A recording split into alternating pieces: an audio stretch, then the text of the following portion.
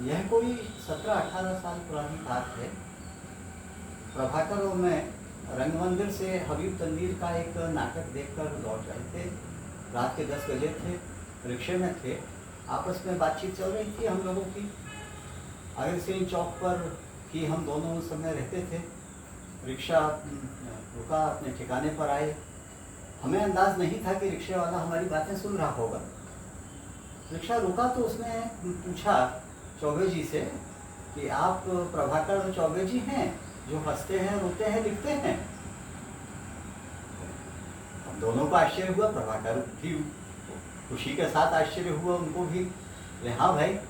बोले सर मैं आपका कॉलम लगातार पढ़ता हूँ और पैर छुए उनके और पैसे लेने से इनकार कर दिया। अब रात के 10 बजे वो आया इतनी दूर से हम लोगों को लेकर। पैसे तो खैर दिए उसको किसी तरह से समझा कर। लेकिन भाई मैं ये पॉइंट जो आपके सामने रखना चाहता हूँ कि आज के कठिन समय में प्रभाकर चौबे जैसे साथियों की हमको कितनी ज़रूरत है। हम लोग लाख बात कर लें साहित्य पर, कविता पर, नाटक पर, व्यंग्य पर, समीक्षा पर, उपन्यास पर, लेकिन जनता के साथ हमारा जुड़ाव कितना है ये बहुत महत्वपूर्ण है। आज के समय में प्रभाकर जैसे समाज सक्रिय लेखकों की देश को बहुत ज़रूरत है।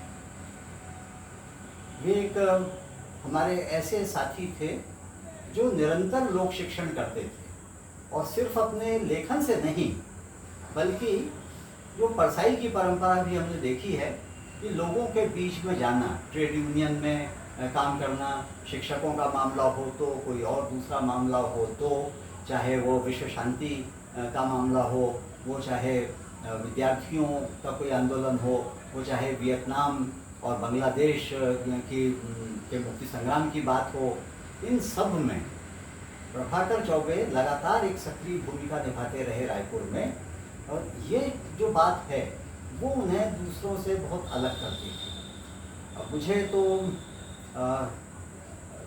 मेरे सारे दोस्त इस बात को जानते हैं कि उनके जाने के बाद मैं बहुत अकेला महसूस करने लगा हूँ, क्योंकि वो मेरे एक ऐसे साथी थे जिनके साथ मैं हर तरह की बात कर सकता था और वो एक तरह से हमारे परिवार के सदस्य थे। एक तरह से क्या, वो परिवार के सदस्य हो ही गए थे और परिवार के बाकी सदस्य भी उनके पास जाते थे, सलाह लेते थे और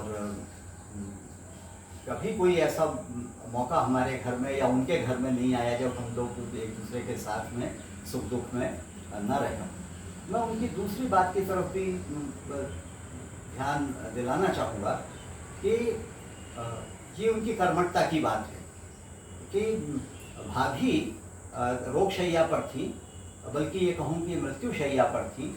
उस समय भी प्रभाकर लगातार लिख रहे थे। हाईवे चैनल के प्रधान संपादक थे, रोज़ वो संपादकीय लिखते थे। तो अस्पताल में भी भाभी के बाजू में बैठ के, उनके सिराहाने बैठकर वो अपना लेख लिखते ही लिखते थे। और उनका जब दुखद अवसान हो गया तब भी उन्होंने सिर्फ एक दिन के लिए समझ लो कि छुट्टी नहीं ली और अगले दिन से घर से ही वो फिर से अपने संपादकीय भेजने लगे।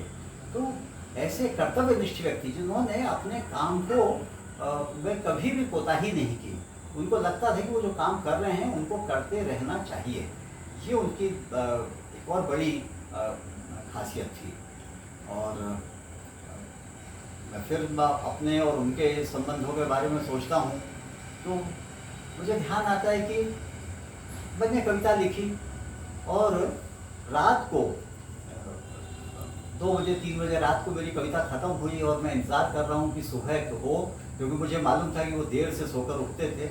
लेकिन सुबह 5 बजे 6 बजा और मैंने टेलीफोन किया कि उठो यार मेरी कविता सुन लो।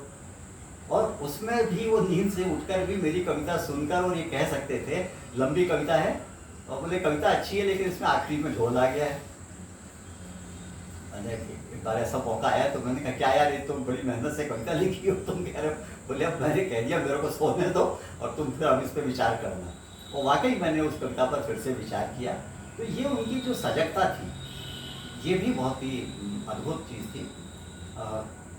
बहुत सारे किस्से हैं, मैं उनके बारे में बहुत सारी बातें लिख भी चुका हूँ। और अ, मैं यही कहूँगा कि एक ऐसे कर्मठ साथी का हमारे बीच से जाना, जिसकी कि आज के समय में हमको बहुत ज़्यादा आवश्यकता थी, जो हमारा मार्गदर्शन कर सकता था। और वर्तमान परिस्थिति है नौजवानों के लिए, उनको नौजवान लेखकों के लिए खास करके उनके जैसा मार्गदर्शक आज मिलना मुश्किल है। मैं उनको अपनी श्रद्धांजलि अर्पित